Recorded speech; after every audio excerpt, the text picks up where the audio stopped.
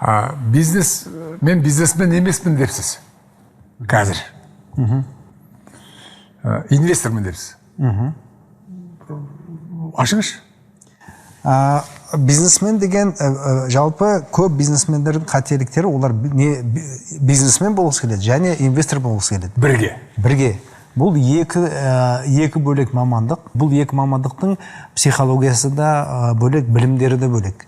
Мысалы айталық, бизнесмен деген ол кім? Бизнесмен деген өзінің ісін өлердей жақсы көретін адам. Өзінің айналысып жатқан, істеп жатқан ісін, өндірісін, кәсіпорын, өзінің тауарын сүйетін, жақсы көретін адам. Ондай адам қыз сүйгенмен бірдей, ол қыз сүйгенде сен ол қыздың кемшілігін байқамайсың. Саған ол қыздан артық ешкім жоқ. Ол қыздан артық ешқандай дүние жоқ. Барлық сенің сана сезімің, ой өрісің бәрі, арманың бәрі сол қызда. Мына бизнесмен тура солай, барлық арманы 24 сағат күндіз түні тек қана өзінің кәсіпорын, бизнесін ойлайтын адам. Әрине, ондай адам, ойлаған адам ешқашанда мына бизнесте болып жатқан, жүріп жатқан тәуекелді байқамайды. Ал инвестор деген ол жігіттің әке-шешесі сияқты. Ол қыздың кемшілігін көреді. Ол қыздың тәуекелін көреді, жаңа бизнестің тәуекелін көреді. Сонда жаңа бизнеске сұрақ қояды. Сен мынаны істеп жатсың ғой, неге бұны істеп жатсың? Ертең мынандай жағдай болып қалса, не істейсің? Мынандай жағдай болып қалса, не істейсің деп. Сондай инвестор ол бизнестен әлдеқайда жоғары тұрған, мәртебесі жоғарырақ тұрған ол адам, ол жаңа бизнеске салқын көзбен қарайтын адам. Сонда бизнестің ішінде ол біріншіден тәуекелді іздейді. Ал бизнесмен өзінің бизнесін сүйгеннен кейін ол тек қана жақсы жағын ғана көреді.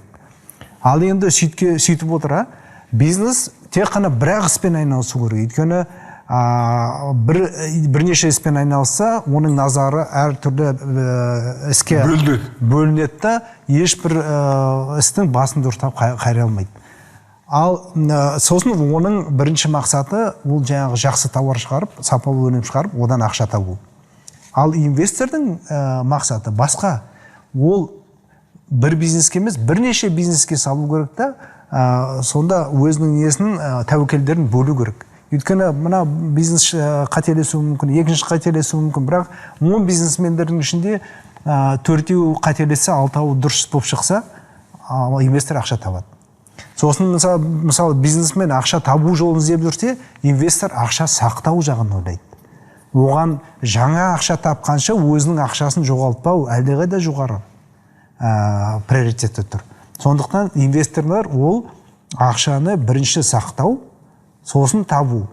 Бизнесмендердің мақсаттары бірінші ақшаны табу.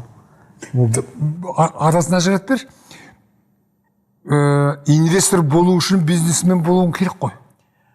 Жақсы инвестор болу үшін сен бизнесті өте жақсы тануың керек, білуің керек. Тұлғаға айналуың керек. Иә.